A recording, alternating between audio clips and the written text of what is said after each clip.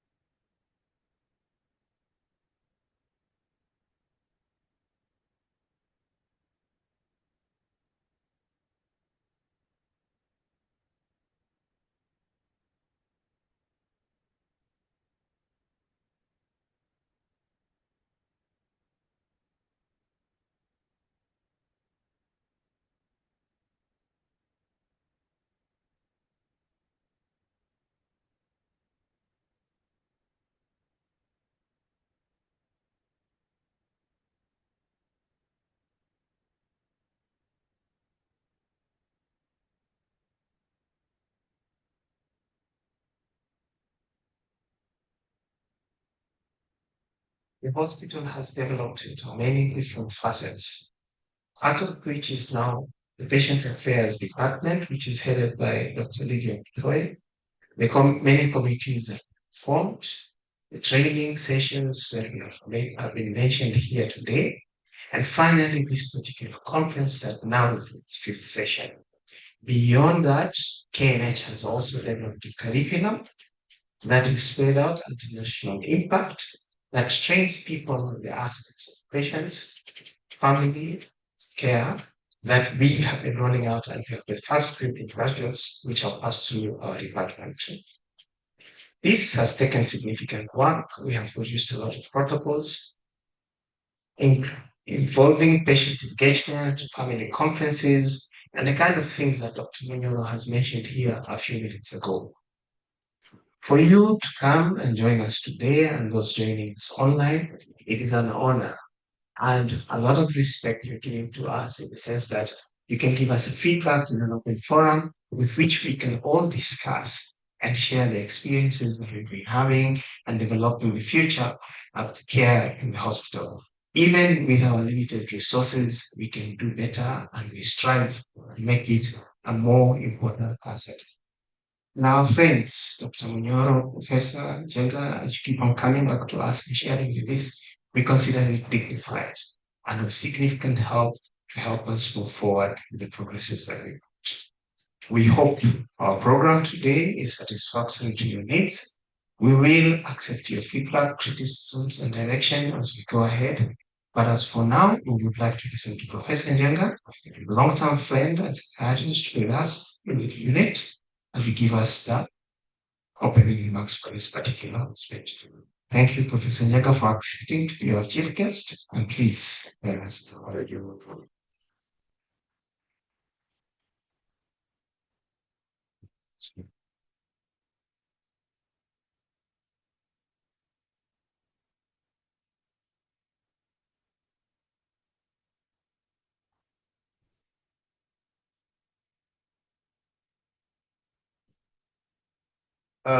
It's working.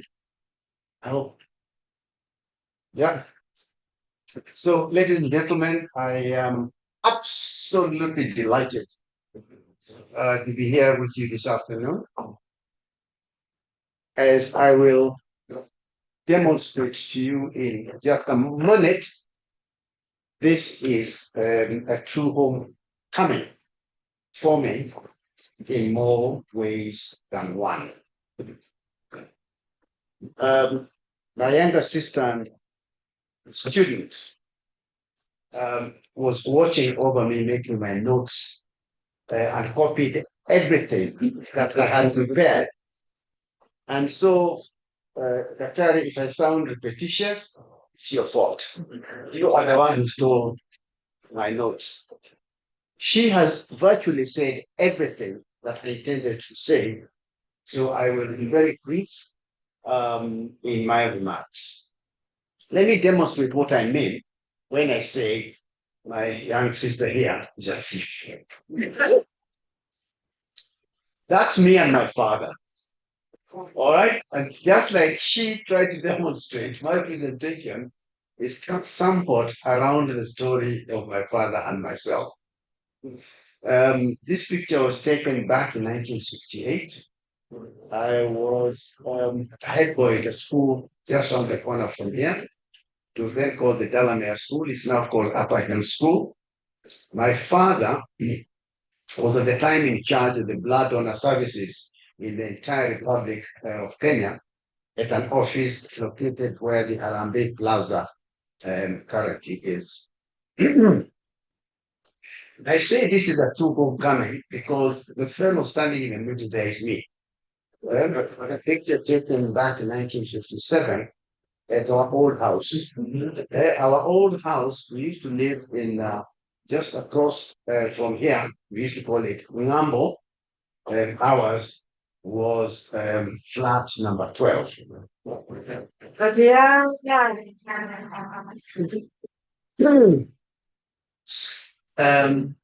That's flat number 12.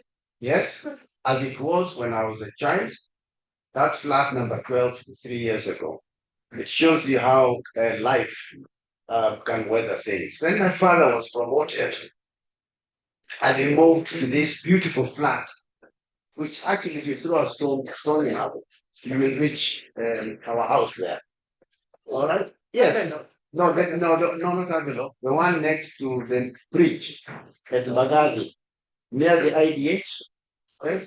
Near Bagadi Hospital, the brown flat. Yeah. That one was built in 1959. It was a brand new flat. We moved in there and we led a very, very happy life. The wooden one, KCM 635, was actually my father's first car. And the two girls there are my sisters. So when I tell you, and this is our house was number C3. All right, I visited there in 2003 just to touch the house and to feel how my childhood had been.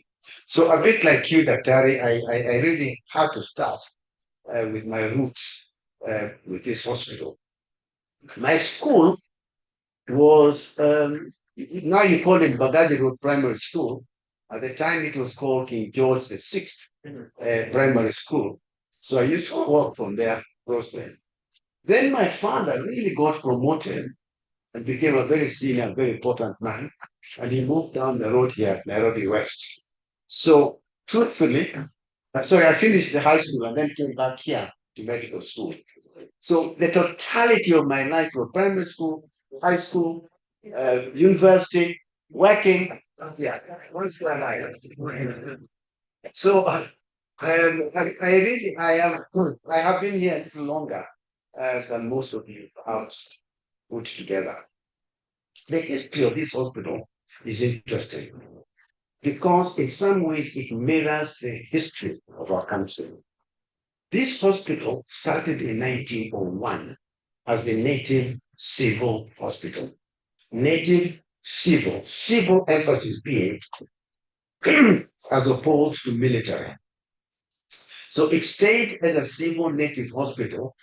And then around 1914-15 there, during the First World War, the military took it over and carried on their war-like activities. When the war ended in 1920, well, it ended in 1918, but 1922, the hospital then was placed at a place called Bulla Camp. Bulla Camp is where the medical school is, and KMTC. That is where there was a butchery where we used to buy nyama. That is where I went to church. There was a church there at Bulla Camp. 1952, a guy called George died of some chest complication because he used to smoke cigarettes. And his little girl, Elizabeth, became Queen Elizabeth. At that time, Queen Elizabeth was visiting Nyeri somewhere, some lodge with her new husband. They were having a nice time. And in 1952, the hospital was named after her now dead father, became King George VI Hospital, which is where I lived all my life, as you will read from the book that I wrote if you have time to see. In 1964, April, Mr. Kenyatta had become president, and as all good Africans, he decided that now something had to be named after me.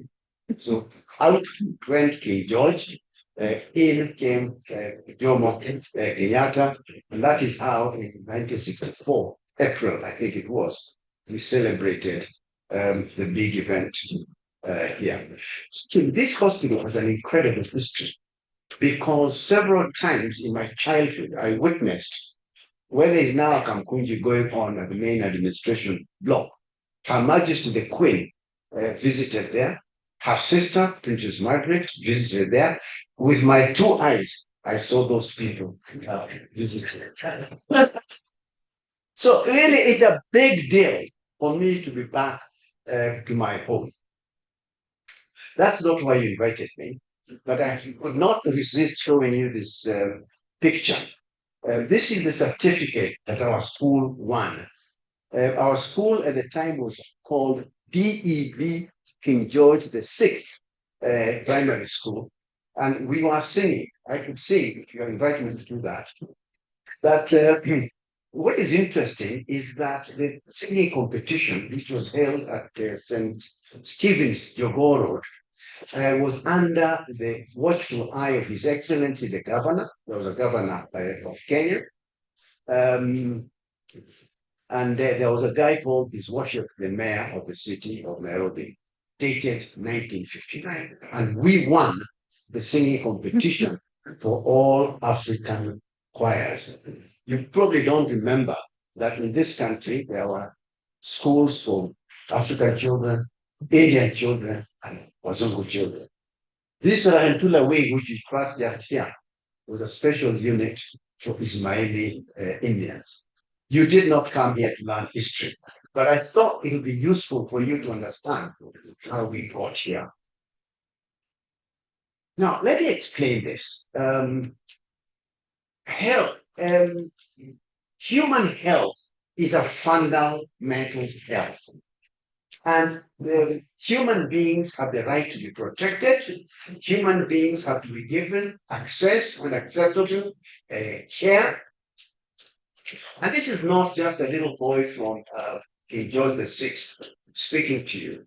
All instruments on human rights, right from the Universal Declaration of Human Rights back in 1948, make this point very clear. Back in 1966, at the International Convention on Economic and Social and Cultural Rights, this point about the centrality and importance of health to humanity was made. In 2010, when our constitution came into place, again, we made that declaration that every citizen of this country has the right to the highest attainable standard of health, which includes the right to healthcare services. So when you sit and stand here and talk about healthcare, you are the people who are privileged to be able to provide a constitutionally mandated services to the people of Kenya. You've been told I'm a mental health specialist, and I will keep going back to general health and to mental health at the same time. This is the reality about mental health in our country today. And you'll see in a minute why this is important to appreciate. 11% of you here have today a mental illness of one sort or another. That is if you're normal Kenyans. This is a study we did in Maseno district, as it then was,